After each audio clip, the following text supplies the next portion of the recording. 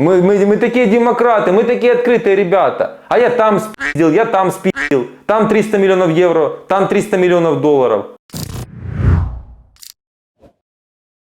Привет, друзья! Сегодня я выпускаю видео, которое я вам обещал.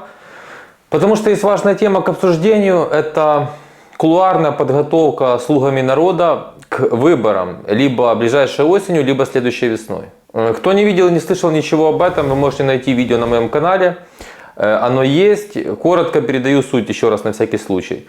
Значит, поступила информация, что слуги народа, можно сказать власть, кулуарно вовсю готовятся, нанимают политтехнологов для проведения выборов в ближайшую осень. Я не знаю, откуда такая уверенность, и тем не менее, либо же следующей весной провести выборы президента и парламентские одновременно. Давайте сразу не будем тратить время на дискуссию о том, а как это так, сейчас же идет война, что же это делается, как мы можем вообще об этом говорить. И это еще раз аргумент тем, кто мне все время рассказывает, о каких реформах ты говоришь во время войны. Там полным ходом уже к этому всему готовятся, потому что это их хлеб. Они бескорыстно из себя никто ничего не представляют. Коротко ситуация обстоит каким образом, как я это вижу, я вам расскажу. Значит, смотрите, сейчас идет подготовка к наступлению Украины. Дальше получается, что я вам тоже это уже рассказывал. До начала военных действий России против Украины, до начала полномасштабной войны, то есть там будем говорить в 20-х числах февраля, рейтинг Зеленского был около 20-23%. А до этого вообще победил он, я напоминаю, с показателем 73%. Это первый президент в истории Украины, чья партия обладает монобольшинством в украинском парламенте. То есть у человека просто тотальная власть, которой никогда и никто себе не мог представить из всех президентов, премьеров в истории Украины. Они не провели ни одной реформы. Государство и наша страна катилась в бездну. И тут случилось нападение Путина.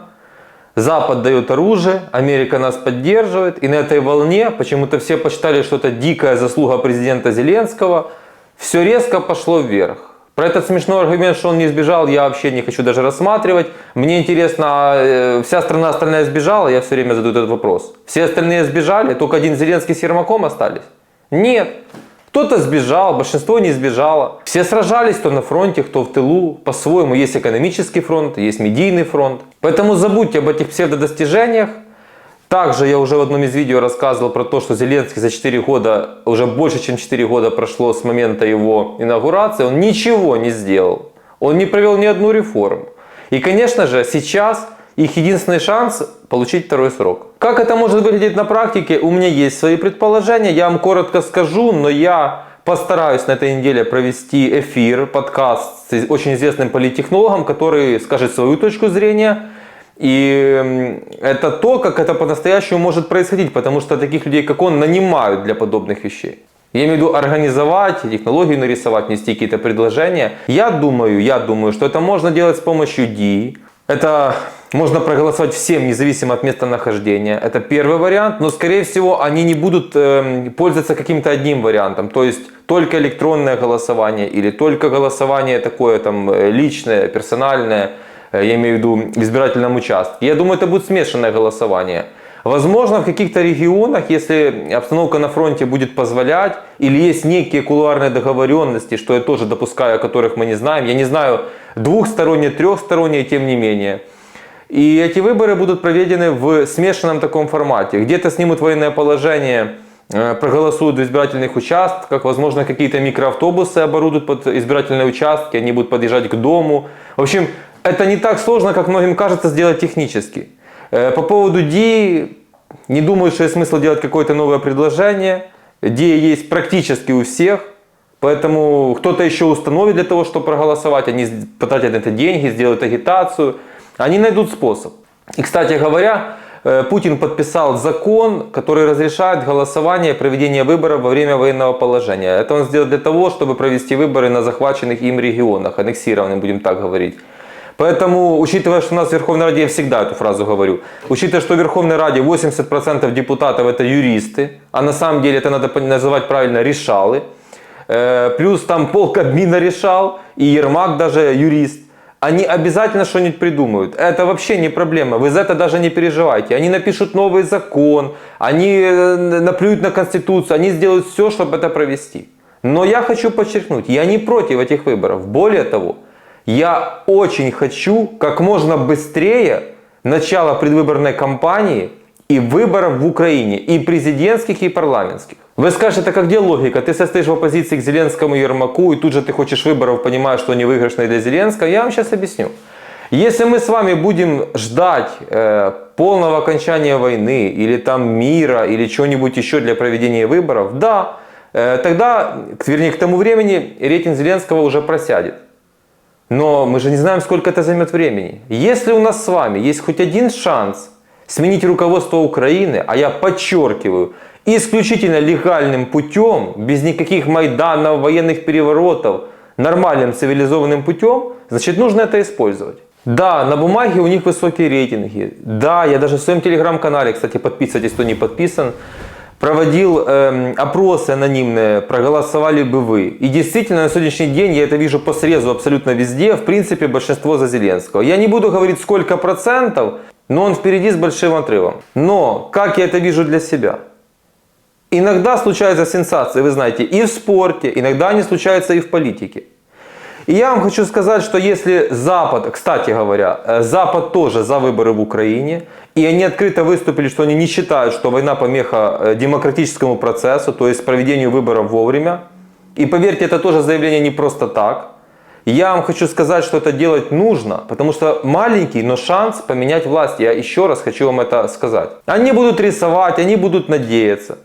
Но нормальные люди все видят и все понимают. Вы посмотрите, помимо того, что не проведено ни одной реформы до войны, во время войны они зажимают бизнес, они ущемляют граждан, они нарушают все права человека, они нарушают Конституцию, они провалили все. Про эти коррупционные скандалы до войны я сейчас даже не буду говорить. Во время войны вы посмотрите, что творится. Я хочу вам анонсировать, давно не проводил стрим и проведу стрим. Расскажу много интересного. Там опять в министерстве Резникова беспредел. Много-много всего. Но я хочу сказать главный аргумент, который вы должны, даже те, кто сейчас поддерживает Зеленского, а очень многие сейчас туда-сюда, день он им кажется героем, особенно когда такие люди посмотрят его блоги вечерние. Это именно блоги, это не выступление президента. Это видеоблоги, отчет о проделанном дне, которое записывает просто актер. И надо к этому относиться как там 95-му кварталу, как реалити-шоу. Я по-другому это назвать не могу, это не оскорбление ему даже, это просто по факту. Так вот, они сейчас стравливают между собой граждан. Если Порошенко это делал, там включились агенты ФСБ типа Фаріон, Тягнебока, они рассказывали о том, что украинцы есть такие-то хорошие, которые на українській мові розмовляють, погані, які розмовляють на російській мові, а там еще, в общем, как угодно пытались поделить людей. А ты с Запада, а ты с Востока, а ты еще какой-то не такой. Эти пошли дальше. Эти пошли дальше, я вам это все покажу. Я прекрасно наблюдаю за новостями. И вы все видите этого парня с Национальной гвардии убил пьяный судья. Этого поймали с взяткой главу Верховного суда $3 миллиона. В то же время все переворачивают с головы на ноги. Посмотрите мое прошлое видео. Глава Міністерства внутрішніх діл України говорить, держава запитає в чоловіків, що вони робили під час війни. И те мужчины, которые нелегально выехали, если они вернутся, на них будут наложены санкции.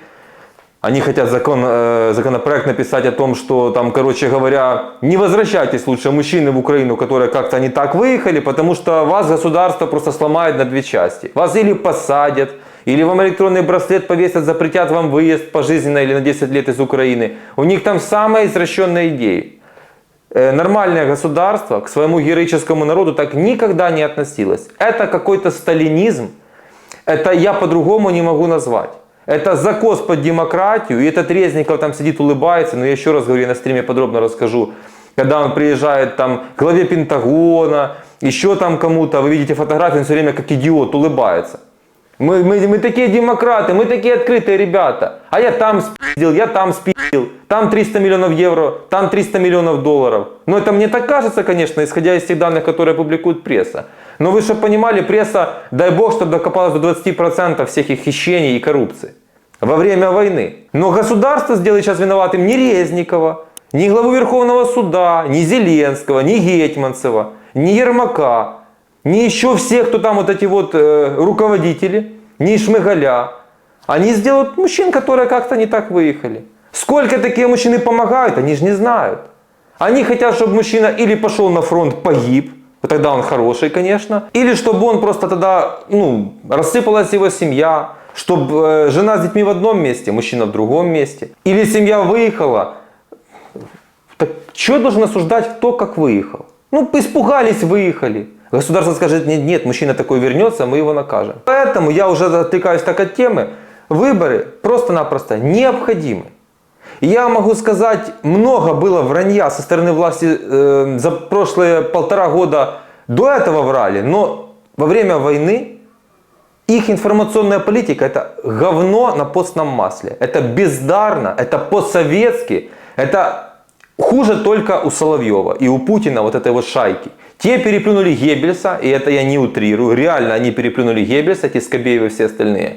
Но то, что делают наши, какую мразь они нанимают на работу для черного пиара, для всего. Понимаете, когда ты нормальный, когда ты с понятиями какими-то жизненными, я не говорю про блатные понятия, с жизненными понятиями, когда у тебя есть принципы, есть просто вещи, которые ты не можешь делать себе позволить. Ты найдешь 10 других путей. Они пошли во все тяжкие. Поэтому я хочу посмотреть на человека, да, ура, патриоты, все это понятно. Я хочу посмотреть на человека, у которого поднимется рука, дай бог эти выборы состоятся, проголосовать за Зеленского.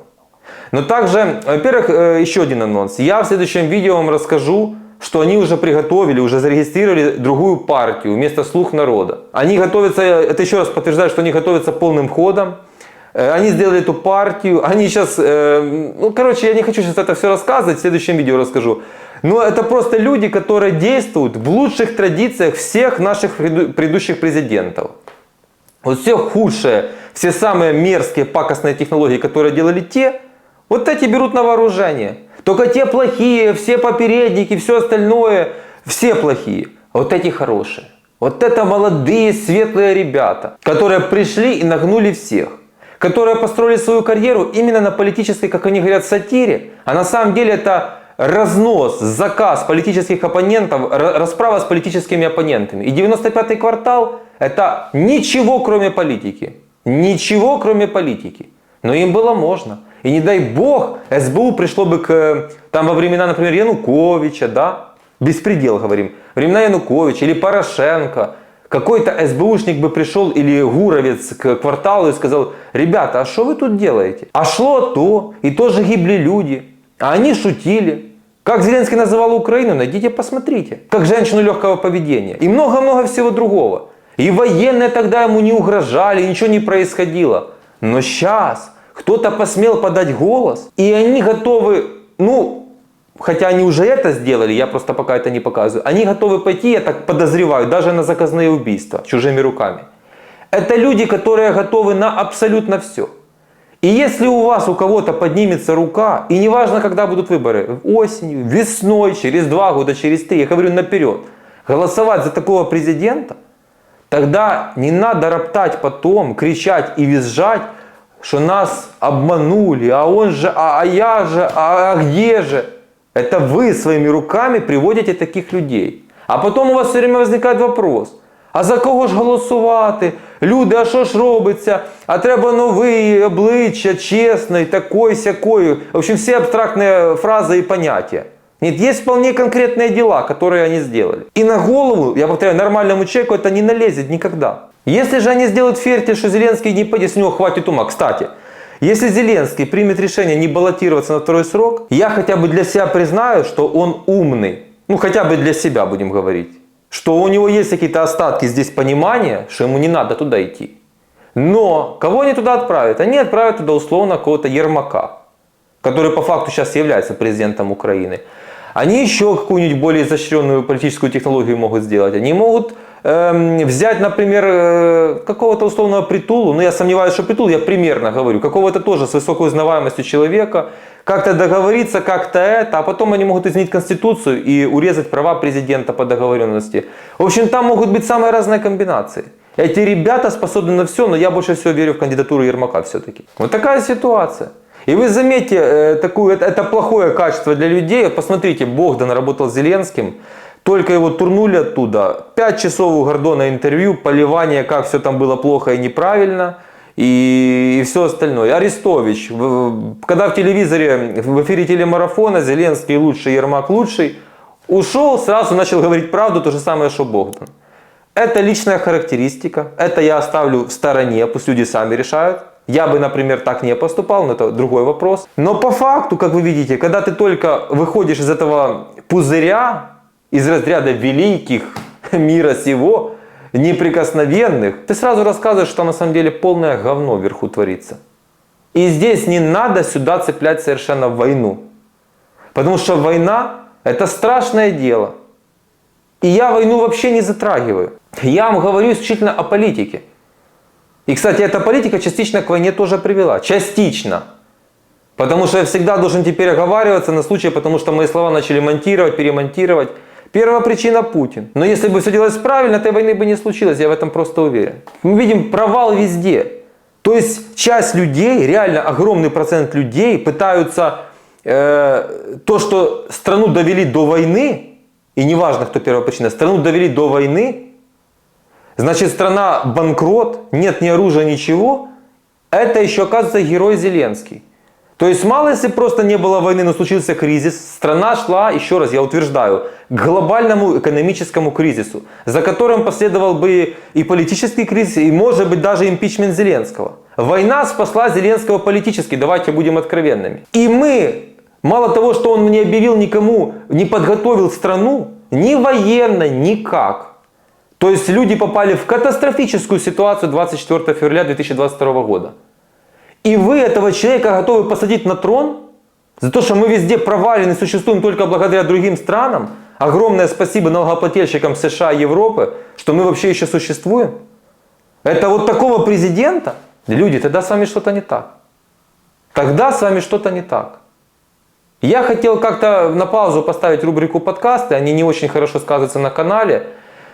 Но я обязан общаться с умными людьми, которые много знают, и должен просто вам это показывать. Даже там будет мало, 20-30 тысяч просмотров, вы должны это знать. Вы должны это слушать внимательно, до конца, каждую секунду, переваривать и отправлять другу. Напишите свои мысли, пожалуйста, в комментариях. Обязательно подпишитесь на канал, кто не подписан, лайк, колокольчик. Мои подписчики, поставьте обязательно лайк, прокомментируйте. Все это очень важно.